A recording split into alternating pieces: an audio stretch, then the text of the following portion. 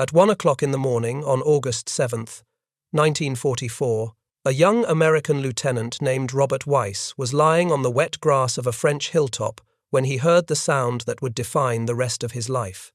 It was the sound of tank engines, hundreds of them, coming through the fog from every direction at once. Robert Weiss was an artillery forward observer with the 230th Field Artillery Battalion of the 30th Infantry Division. He had landed in Normandy a few weeks earlier. He had a radio strapped to his back, a map of the area folded in his pocket, and exactly one job. His job was to call down American shells on German positions. What he did not yet know was that for the next 6 days, on a rocky outcrop in Normandy called Hill 314, he and roughly 700 other American soldiers would stand in the path of the largest German Panzer counterattack of the entire Normandy campaign. They would be cut off from their own army. They would run out of water, food, bandages, and very nearly batteries. Half of them would not come down the hill alive. The only thing that would keep them alive, the only thing that would turn that hilltop into a graveyard for the German offensive, was a small FM radio set, no bigger than a shoebox, that somehow refused to die. This is the story of the Siege of Hill 314. The story of how a few hundred American infantrymen, with empty stomachs and dying batteries, stopped Adolf Hitler's last great counterattack in Normandy. This is the story of Mortain. To understand why Hill 314 mattered, you have to understand what was happening in Normandy in the first week of August 1944. For nearly 2 months after D-Day, the Allied armies had been stuck. They had landed on the beaches on June 6th. They had taken Cherbourg. They had bled through the hedgerows of the Bocage country, where every field was a fortress and every sunken lane was an ambush. They had not broken out. Then, on July 25th, everything changed. It was called Operation Cobra. General Omar Bradley's 1st United States Army carpet-bombed a narrow corridor west of Saint-Lô, and then American armor poured through the gap. Within days, the German front in western Normandy had simply come apart. By August 1st, General George Patton's newly activated Third Army was racing south and west into Brittany. By August 4th, American spearheads were charging toward Avranches, the gateway between Normandy and France. The Germans were in full retreat. In Berlin, Hitler looked at the situation map and refused to accept it. The German 7th Army was in danger of being cut off entirely. Field Marshal Günther von Kluge, who commanded Army Group B, wanted permission to pull back to the Seine. Hitler refused. Instead, on August 2nd, he ordered something that horrified almost every senior German commander in the West. He ordered a counterattack. Not just any counterattack. Hitler ordered 4 Panzer divisions, every armoured division Kluge could scrape together, to drive west from a small town called Mortain, punch through the thin American flank, race to the sea at Avranches, and cut Patton's Third Army off from its supply lines. If it worked, the entire American breakout would collapse. If it failed, Hitler said in his directive, every Panzer division he had left in France would be trapped behind enemy lines. Field Marshal von Kluge transmitted the order with a comment that has survived in the German war diaries. He said, "I foresee that the failure of this attack can lead to collapse of the entire Normandy front, but the order is so unequivocal that it must be obeyed." The operation was given a code name, Operation Lüttich, after the Belgian city of Liège, where the Germans had won a great victory in 1914. The Germans assembled their attacking force in secrecy, moving by night, hiding in the orchards. They concentrated under the command of General Hans von Funk and his 47th Panzer Corps. The force was built around 4 Panzer divisions. Now, you will sometimes hear this attack described as 4 SS Panzer divisions, and that is not quite right. 2 of the divisions were Waffen-SS. 2 were regular German army, Wehrmacht Heer. But the lead division, and the one that would chew into Hill 314, was one of the most feared formations in the entire German war machine. It was the 2nd SS Panzer Division. Its name was Das Reich. 2 months earlier, units of Das Reich had massacred more than 600 men, women, and children in the French village of Oradour-sur-Glane. The civilians of Normandy knew exactly who was now rolling toward them in the dark. The Germans hoped to attack at midnight on August 6th, in a heavy ground fog that would hide their tanks from the dreaded Allied fighter bombers. They had between 120 and 190 tanks, including Panthers, Mark IV, medium tanks, and assault guns. They had veteran crews. They had momentum, fear, and the personal attention of the Führer himself, and almost everything they had to drive through, in the first critical hours of the attack, would be sitting on top of one rocky hill. The Americans who were about to take the hit had a nickname. They called themselves Old Hickory. They were the 30th Infantry Division, a National Guard outfit drawn originally from the men of Tennessee, North Carolina, South Carolina, and Georgia. Their nickname came from Andrew Jackson, the 7th President, who was nicknamed Old Hickory because his men said he was as tough as hickory wood.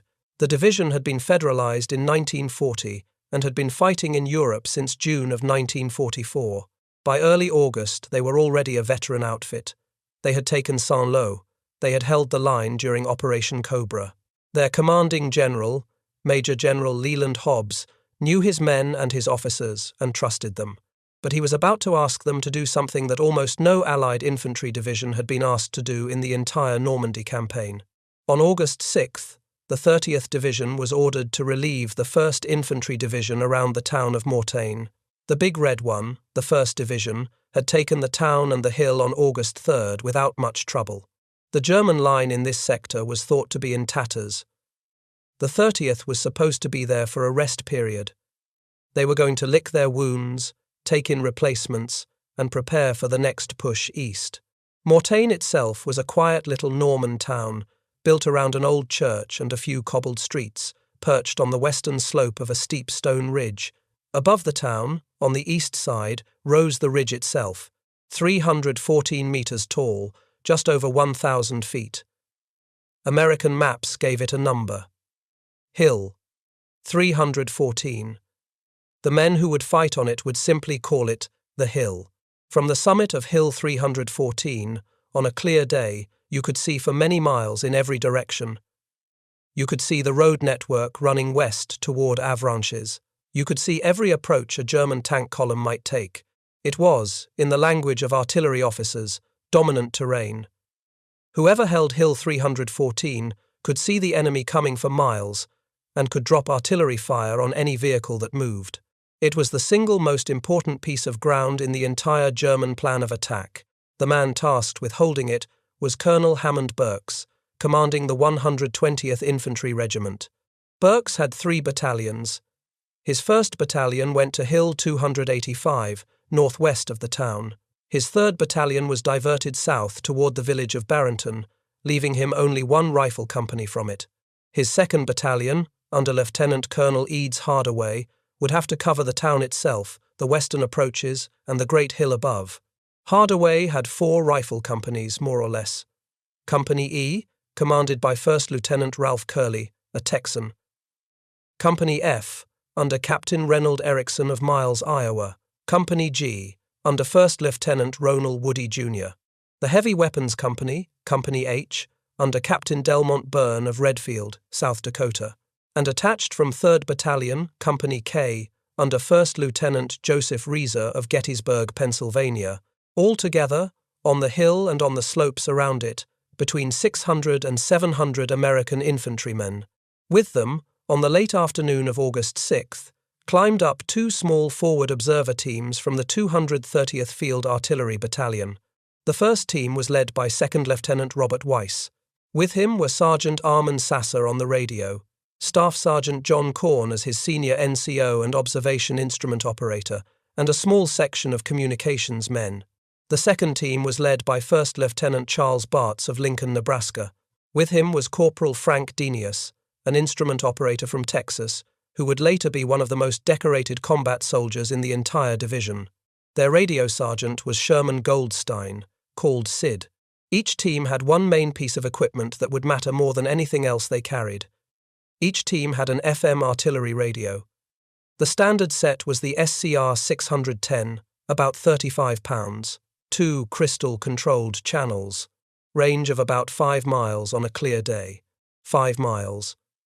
Just barely enough to reach back across the valley to the fire direction center of the 230th Field Artillery Battalion where the gun crews of the 105mm howitzers were waiting for someone to tell them where to shoot.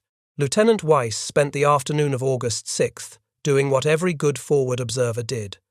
He climbed every observation point. He registered targets. He plotted, on the gridded map, every road, every crossroads, every dip in the ground where a German column might come at him. He gave each one a number. He sent those numbers back to fire direction. He called them emergency barrage numbers. If anything happened, he would not have to dictate coordinates. He would just call a number, and the shells would already be on the way. At about 5:30 in the afternoon, Weiss looked through his binoculars and saw something moving on a road to the east. It was a German column. He called the first fire mission of his career on Hill 314. It was the first of 193. The Germans came at 1 o'clock in the morning, on August 7th, 1944. They came in fog. A heavy, low summer ground mist that hugged the river valley and the hedgerows. The German plan called for darkness and fog precisely to neutralize the great Allied advantage. The fighter bombers, the Typhoons of the Royal Air Force, the Thunderbolts of the 9th United States Army Air Force, those aircraft owned the daylight skies over France. In the fog and dark, the Panzers thought they could move with impunity. What they did not know, and would not know for many years after the war, was that British codebreakers at Bletchley Park had decrypted German radio traffic. The intelligence community called it Ultra. By late on August 6th, the Americans had a fairly clear picture of what was coming. The warning reached General Hobbs at his command post at 38 minutes after midnight on August 7th, far too late to bring up reinforcements. The 30th Division would have to fight with what was already on the ground. The first to hit them was the 2nd SS Panzer Division, Das Reich, under SS Brigadeführer Otto Baum. Two regimental battle groups, what the Germans called Kampfgruppen, came at Mortain from north and south. They were reinforced by another regimental-sized Kampfgruppe from the 17th SS Panzergrenadier Division. North of them, the 2nd Panzer Division, a Wehrmacht army formation under General Heinrich von Luttwitz, made the main effort toward the villages of Saint Barthélemy and Juvigny. The 116th Panzer Division, also Wehrmacht, was supposed to attack on the far north flank, but its commander, Count Gerhard von Schwerin, had quietly decided he did not want to throw away his men on what he believed was a doomed mission. His division failed to attack on time on August 7th. He was relieved of command at 4 in the afternoon. Only one Panther battalion of the 1st SS Panzer Division, the Leibstandarte SS Adolf Hitler, made it into the fight on the first day, reinforcing the 2nd Panzer near dawn. So the popular story of 4 SS Panzer divisions is not quite right. The truer story is this: 2 SS Panzer divisions and 2 Wehrmacht Panzer divisions, plus an attached SS Panzer Grenadier Kampfgruppe, all under General Hans von Funk's 47th Panzer Corps. Together, the largest concentration of German armor the Americans had faced since the campaign began, and the spearhead, the unit that would actually grind into the slopes of Hill 314, was Das Reich. For the men on the hill, none of this mattered. What mattered was the sound. Lieutenant Weiss was awakened in the dark by a sound that began as a deep, distant rumble. The rumble resolved into engines, tracked engines. Small arms fire began crackling along the slopes. The first artillery shells began to land. Weiss reached for his radio. He did not know where the Germans were. He could not see them through the fog. But he had his pre-registered barrage numbers, plotted the day before. He called fire mission. He called number after number. The howitzers of the 230th Field Artillery Battalion opened up across the valley. Within minutes, the hill was ringing with the sound of American shells exploding on roads the Germans were trying to use. Down in the town of Mortain, things were going badly. The German infantry of Das Reich infiltrated through the cobbled streets. They reached the Hotel de la Poste, where Lieutenant Colonel Eads Hardaway had his battalion command post. Hardaway tried to slip out with his staff. He did not make it. He spent the rest of the war as a prisoner. With Hardaway gone, the battalion needed a new commander. Colonel Burks, listening on the regimental radio net, made an instant decision. The senior officer still in position on Hill 314 was Captain Reynold Eriksson of Company F. Eriksson would take command of everything on the hill. Lieutenants Curley, Woody, Reeser, and Byrne would command their companies under him. Robert Weiss would be the eyes of the artillery. And so, before sunrise on August 7th, the perimeter on Hill 314 was set, a loose oval on a bare granite hill above the town. Company E on the southeast, Company G on the southwest, Company K to the north, near a stone farmhouse called Bonvoisin, Company F survivors in the centre with the wounded, heavy machine guns and mortars of Company H around the rim, 2 artillery forward observer teams with 2 FM radios, just under 700 men, surrounded on every side, at every compass point, by some of the most feared Panzer divisions in Hitler's army. By 8 in the morning of August 7th, the situation looked very nearly hopeless. The town of Mortain had fallen. The 1st Battalion of the 117th Infantry, holding the village of St. Barthélemy to the north, was being overrun by 2nd Panzer Division Panthers, fighting almost tank to tank in the streets. American soldiers were being captured, killed, scattered. German tanks were already on the western roads, driving toward the next high ground. On Hill 314, Captain Ericsson's perimeter had taken its first casualties. Lieutenant Bartz's forward observer team had been hit hard in the opening hours. Bartz himself was wounded and combat ineffective. Robert Weiss later described him in his memoir with a phrase that has stayed with anyone who has read it. Weiss wrote that Bartz seemed to be looking over his shoulder, and that he could already see the pale stamp of death on his face. Charles Bartz would die of his wounds on October 31st, 1944. With Bartz down, the artillery fire direction for the southwest sector of the hill fell on Corporal Frank Denius, the instrument operator. He picked up where Bartz left off.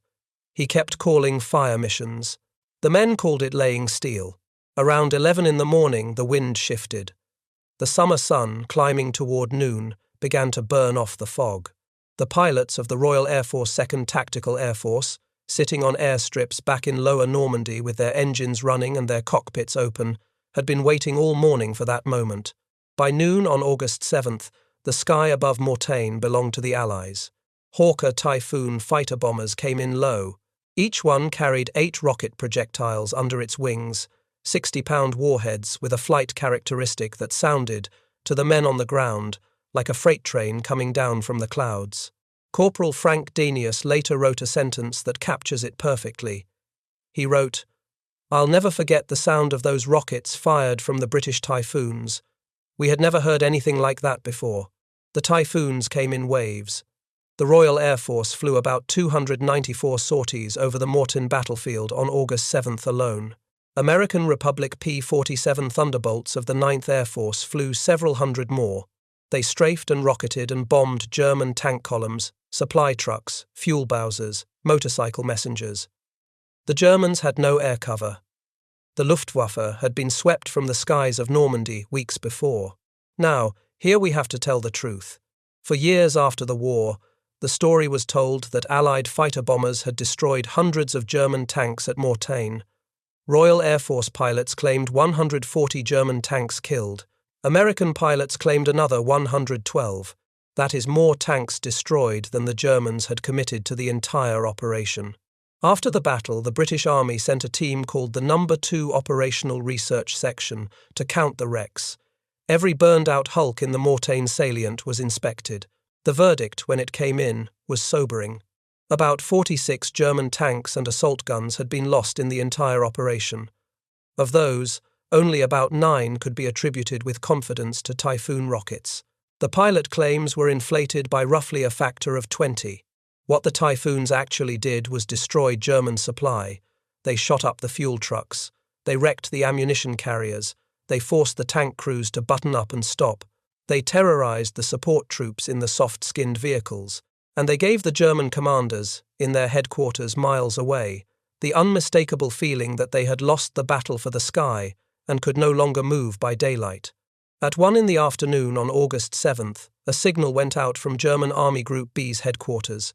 It is preserved in the records of the Royal Air Force. The signal said that the German attack had been brought to a halt, and it gave 2 reasons. The reasons were, in the German wording, the employment of fighter bombers by the enemy and the absence of our own air support. The hardest fighting was not yet over. The German tanks could still move by night. The infantry could still attack. The Hill 314 perimeter was still surrounded, still desperate, still cut off.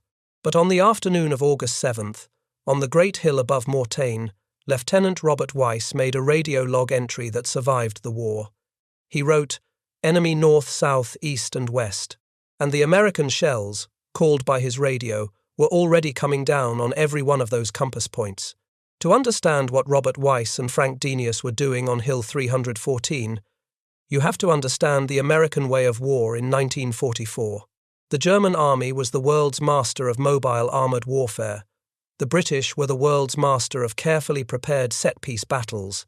But the American army, by August of 1944, had become the world's master of one specific thing: artillery. The Americans had more artillery, fired faster, with better coordination and better fire direction techniques than any army in the world. The American Fire Direction Center, where men with map boards and slide rules and field telephones translated a forward observer's voice into a kill zone, was a quiet revolution in how war was fought. And the man with the radio, the forward observer on the hill, was the trigger for that revolution. Lieutenant Weiss had spent the day before the attack plotting numbered concentrations. Every crossroad, every defile, every patch of forest where a tank could hide had a number. When the Germans came at 1 in the morning, Weiss did not need to read off coordinates. He did not need to dictate corrections in the fog. He just had to say a number, and the shells were on the way. But Hill 314 was not relying on the 230th Field Artillery Battalion alone. Behind the Mortain front, the Americans had assembled what some historians estimate at 12.5 artillery battalions in supporting range: 105mm howitzers, 155mm howitzers, and 3 battalions of 155mm long toms, the big rifled guns that could throw a 95-pound shell more than 10 miles. When a German column was sighted, Weiss or Denius would call a fire mission. The Fire Direction Center would calculate, and then the order would go out, not to one battalion, but to many. The shells were timed to arrive together. The Americans called it time on target. 12 battalions could put a small storm of shells onto a single piece of ground, all of them arriving within seconds of each other. To a German infantryman on the ground, it was the end of the world. Sometime on August 9th, Frank Denius spotted a column of German trucks unloading near the base of the hill. He called the mission. A multi-battalion time on target landed on the convoy. Denius later wrote in his memoir, "Their casualties and vehicle damage were incredible. The few undamaged German vehicles withdrew to the east, loaded with men fleeing from a killing ground. That was one fire mission. Robert Weiss called 193 of them in 6 days. The Germans understood almost immediately that the artillery was the worst thing they faced. They tried to silence it. They could not. The radio that connected Hill 314 to the Fire Direction Center was too small, too well hidden, too well operated. A German 88mm shell clipped the antenna of Weiss's radio on August 7th. The set kept working. A Panzer Grenadier rifleman put a bullet through the canvas of Sergeant Sasser's pack near the radio handset. The set kept working. The batteries began to fail on August 8th. That was a different problem. The SCR 610 FM artillery radio ran on dry cell batteries.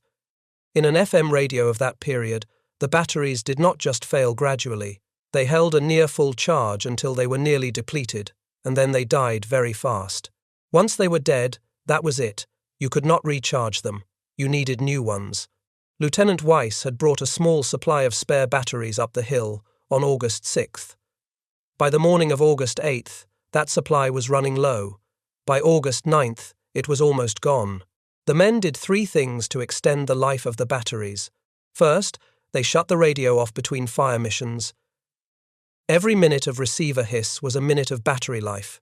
Weiss and Sasser learned to switch the set off, then switch it back on a moment before they pressed the handset to their lips. Second, they laid the dying batteries in the August sun. A warmed dry cell can sometimes give up another few minutes of usable charge. The men set the spent batteries on flat rocks at the top of the hill and rotated them in and out of service. Third, they scavenged. There was a jeep concealed below the crest of the hill that had belonged to one of the observation teams.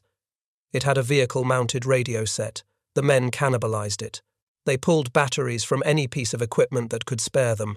Down in the valley, at the headquarters of the 230th Field Artillery Battalion, Lieutenant Colonel Louis Veeman was listening to the situation on the hill and trying to think of how to keep his observers alive.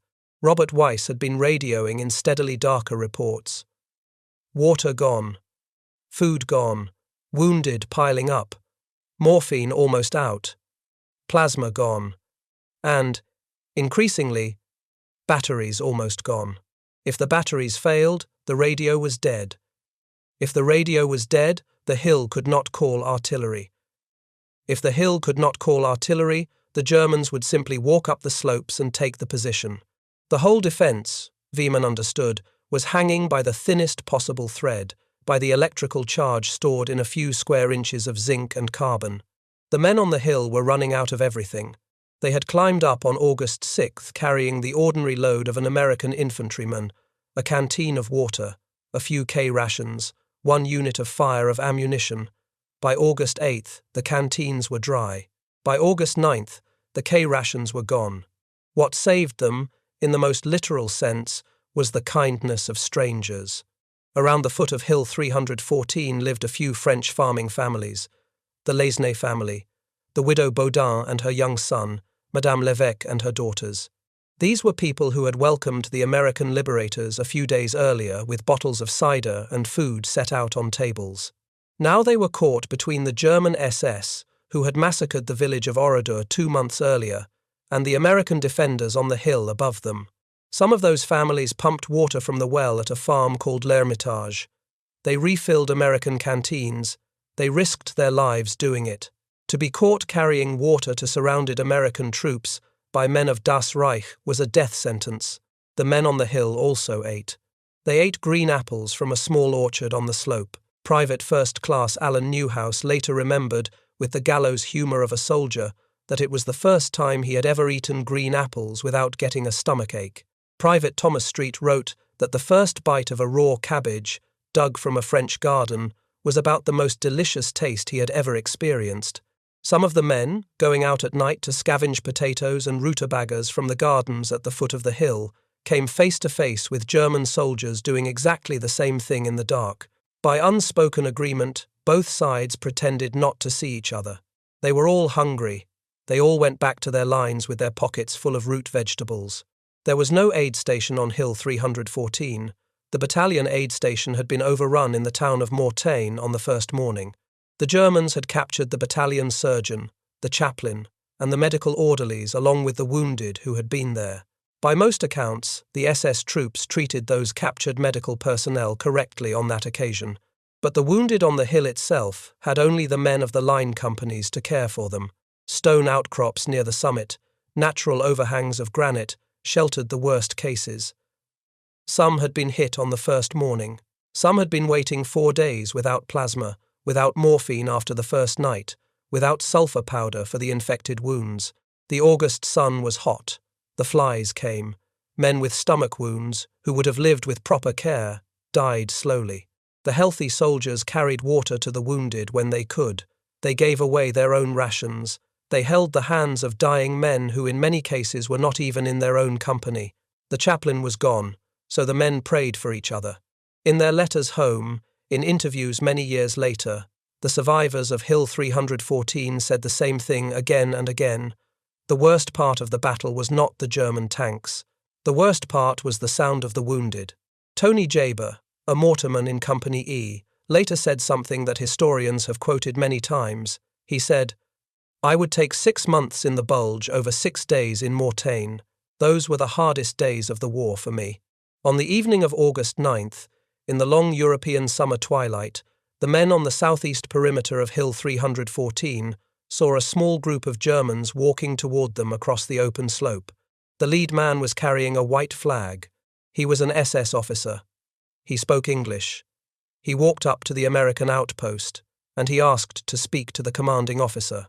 The man they brought him to was First Lieutenant Ralph Curley of Company E. Curley was a Texan. He had been on the hill for almost 3 days. His company had taken heavy casualties. His radio operators were calling for ammunition that was not coming. His wounded were not eating. The SS officer made his pitch. He told Curley that the position was hopeless. He told him that the Germans had captured the rest of the battalion in the town below. He invited Curley, on behalf of his men, to surrender. Now, the popular version of this story, the one you will read on websites and hear in some documentaries, says that Ralph Curley gave a long, eloquent, defiant reply about the last bullet and the last bayonet and bastard bellies. That is a post-war embellishment. The actual reply, according to the men who were there, was short. It was profane. It was very Texan.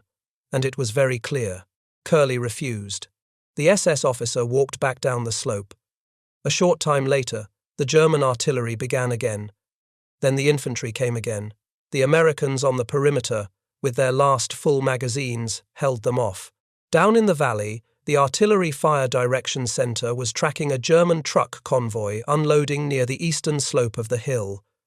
Frank Denius called a time on target. Roughly 12 battalions of American guns answered.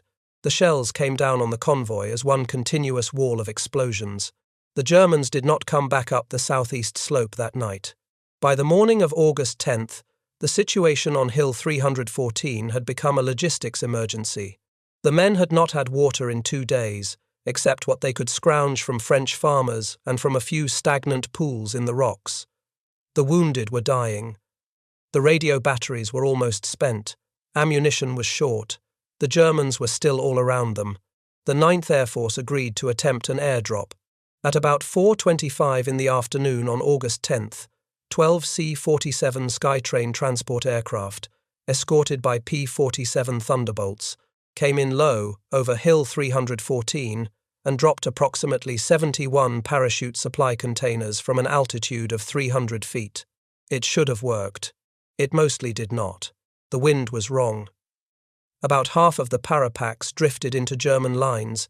The Germans recovered them and used the captured American supplies to feed their own troops. The other half landed inside the American perimeter, but the cargo was a story unto itself. Most of it was .30 caliber rifle ammunition. The ammunition arrived loaded into obsolete stripper clips. The men's M1 Garand rifles required en-bloc clips, 8 rounds at a time.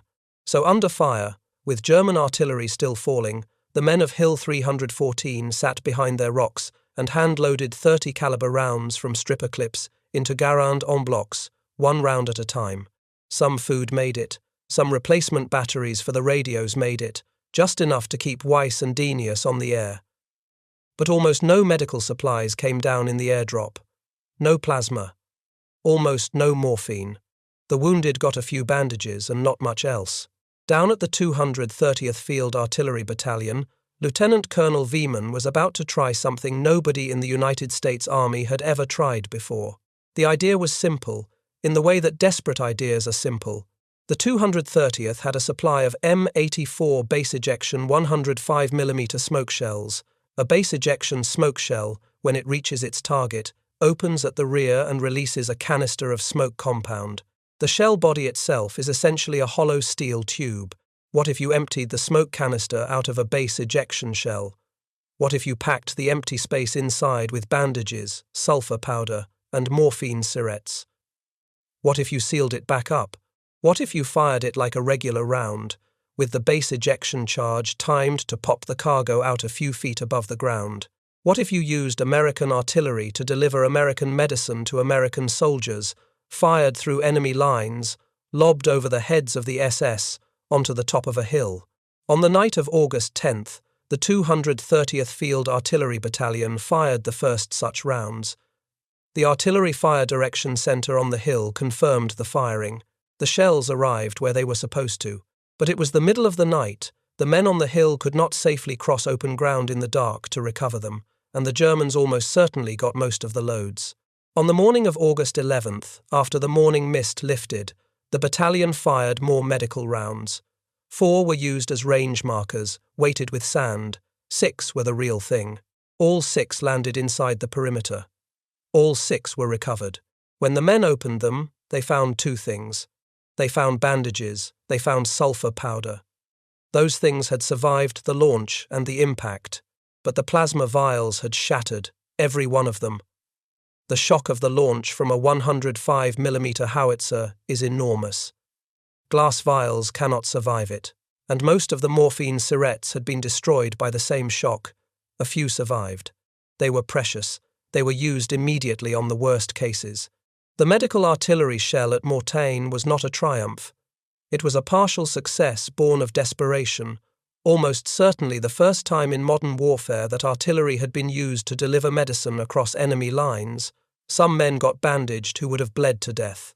Some got sulfur on infected wounds. A few got morphine. Some did not. The plasma never came, but the radio was still on the air. And outside the perimeter, the German pressure was beginning to slacken. By the night of August 11th, the 2nd SS Panzer Division Das Reich was no longer the spearhead of an offensive. It was the rear guard of a retreat. Far to the east, General Patton's Third Army was racing through Le Mans deep into the German rear. The German Seventh Army was about to be encircled in what historians would call the Falaise pocket. The Germans on the Mortain front had to pull back, or they would be cut off entirely. That night, the German tanks around Hill 314 began to disengage. The men on the hill did not know this. They knew only that the morning of August 12th came up, again, with the smell of burning rubber from wrecked tanks at the foot of the slopes and the moaning of their own wounded. At about 5 in the morning on August 12th, a single artillery round, possibly American, possibly German, exploded near the spot where Staff Sergeant John Corn was standing watch with Robert Weiss. Corn was mortally wounded. He lay on the granite. He knew. He gave away his nickel-plated pistol. He gave away his watch. He said goodbye. He died on the hill. Robert Weiss went back to his radio. Around 11 in the morning, the first American scouts came up the slope from the west. They were soldiers of the 320th Infantry Regiment, 35th Infantry Division. They had been fighting toward the hill for 2 days, attacking through the bocage on top of Sherman tanks of the 737th Tank Battalion. They had reached the southwestern outposts of Company G. The men on the hill did not cheer. Most of them were too tired to stand up. They watched the scouts move past their positions and into the perimeter. They drank from the canteens the relief column brought them. Some of them began to cry and did not know why. Just before noon on August 12, 1944, Lieutenant Robert Weiss of the 230th Field Artillery Battalion, lying on a rock on Hill 314 with an SCR 610 radio set whose batteries had refused to die, called his final fire mission of the siege. It was the 193rd. By 1 in the afternoon, the 1st Battalion of the 119th Infantry had marched up through the town of Mortain, taken control of the western slopes, and linked up fully with the perimeter on the summit. Captain Reynold Eriksson, the senior officer on the hill, walked his lines for the last time. Of the roughly 700 Americans who had climbed up Hill 314 on August 6th, about half came down dead, wounded, or missing. The Battle of Mortain was over. Operation Lüttich, Hitler's last great gamble in Normandy, had failed completely. The German panzer divisions that had punched west toward Avranches were now exposed at the bottom of a deep salient, with American and British armies converging from north and south. Field Marshal von Kluge had warned that the failure of this attack could lead to collapse of the entire Normandy front. He had been right. Over the next 10 days, with the Falaise pocket closing, the Germans began their full retreat. By August 21st, the pocket was sealed. Inside it, the German 7th Army lost about 10,000 killed and 40 to 50,000 captured. The wreckage was so total that American officers who walked the battlefield in the days that followed described stretches where it was almost impossible to step around the dead horses, the dead men, and the burnt-out vehicles. Field Marshal von Kluge was relieved of command on August 17th.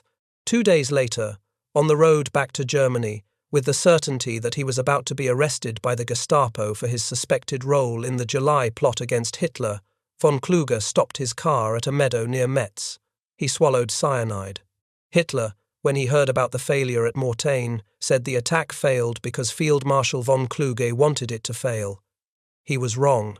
The attack failed because of a French hilltop, 700 American infantrymen, 12.5 battalions of artillery, the Royal Air Force, the 9th Air Force, 2 FM radio sets, and the inexhaustible patience of one young lieutenant who kept calling fire mission after fire mission for 6 straight days.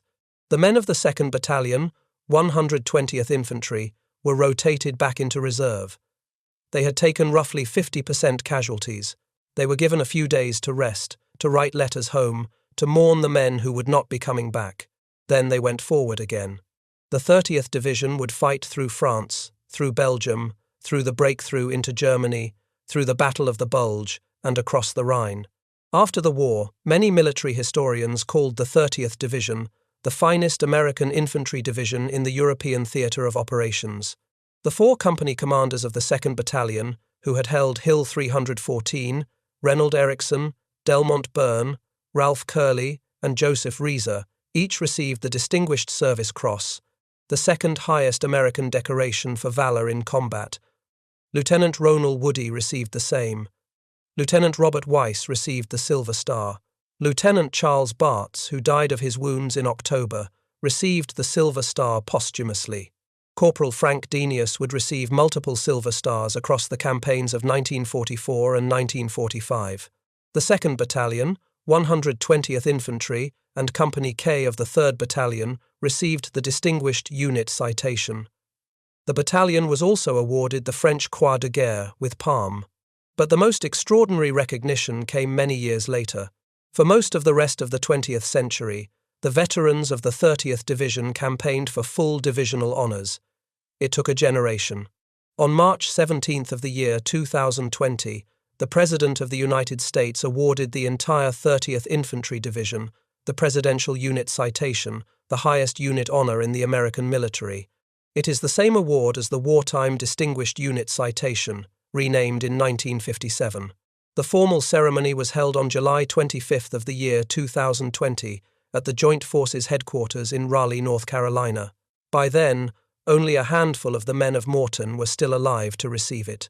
They were in their 90s. They came in wheelchairs. They watched as the streamer was attached to the regimental colours of their old division. Robert Weiss came home from the war, went to law school, and built a long post-war life as an attorney in Portland, Oregon. In the late 1990s, he sat down and wrote a memoir of his 6 days on Hill 314. He called the book Fire Mission. It was published in 1998. It remains one of the great American combat memoirs of the Second World War. Frank Denius came home, finished his law degree at the University of Texas, and built a long post-war life in Austin. He used his time and his wealth, for the next several decades, to fund veterans' causes and university programs. He wrote his own memoir, called On the Way, near the end of his life. Ralph Curley returned to Texas. Reynold Ericsson went home to Iowa. Joseph Reeser returned to Gettysburg, Pennsylvania. Delmont Byrne went home to South Dakota and eventually became a professor of education at the University of Michigan. Ronald Woody returned home. Eads Hardaway, the battalion commander captured in the town of Mortain on the first morning, was repatriated at the end of the war. He came home. He talked very little about Mortain to anyone who had not been there. Charles Bartz did not come home. He had died of his wounds in October of 1944. Staff Sergeant John Corn does not appear in the standard award rolls, but his name is preserved in Robert Weiss's memoir. He died on the hill, on the last morning of the siege, with his pistol and his watch passed to the hands of the men who would carry them down. The French families around the hill, the Lacenay family and the widow Bodine and Madame Lévesque and the others who carried water at the risk of their lives, were honoured after the war by the people of Mortain. Their names are preserved at the small chapel of l'Hermitage, on the slope of the hill itself. The hill is still there today. There is a stone monument near the summit, dedicated by the survivors of the 30th Division many years after the war. It stands on the rocky shoulder where the radio once was. If you stand at the monument on a clear summer afternoon, you can see what Robert Weiss saw on the evening of August 6, 1944. You can see for miles in every direction. You can see the roads, the river valleys, the orchards, the little stone villages with their slate roofs. You can see, in your mind's eye, the German tank columns coming through the fog. And you can almost hear, if you listen carefully, a young American voice on a small FM radio calling a number that has been pre-registered on the map. A few weeks after the battle, American intelligence officers interrogated some of the captured German Panzer crewmen who had attacked Mortain. The Germans wanted to know one thing above all others. They wanted to know how the Americans had brought down so much artillery, so accurately, so fast, from so many directions at once. They had assumed there were artillery observers everywhere. They thought every farmhouse, every hedgerow, every hilltop must have a hidden American spotter team. They sent patrols to find them. They sent infantry to clear them. They could not find them all. What they never understood was that on the hill above Mortain there were not many observer teams. There were two, just two. Robert Weiss with one radio, Frank Denius and the wounded Charles Bartz with the other. Between them, with the men who carried their batteries and protected their position, they had a panoramic view of the German offensive and the trust of 12.5 battalions of American guns. The Germans had better tanks than the Americans in 1944. They had better small arms in many cases. They had veteran infantry. They had men who had fought in Russia and in Italy and in North Africa. But they did not have the system. They did not have the radio that called the howitzers. They did not have the howitzers that answered every radio call. They did not have the fire direction centers that turned a voice on a shoebox-sized FM set into a wall of steel coming down on a road junction. And on the slopes of Hill 314, that gap decided the campaign for Normandy. The Battle of Mortain is sometimes called the Forgotten Battle. It is overshadowed by D-Day. It is overshadowed by the Falaise Pocket. The men who fought there came home, and mostly did not speak of it. The 30th Division had to wait 76 years for the Presidential Unit citation, but every student of the Second World War who has spent time with the records knows what Mortain was. It was the moment when Hitler's plan in Normandy died.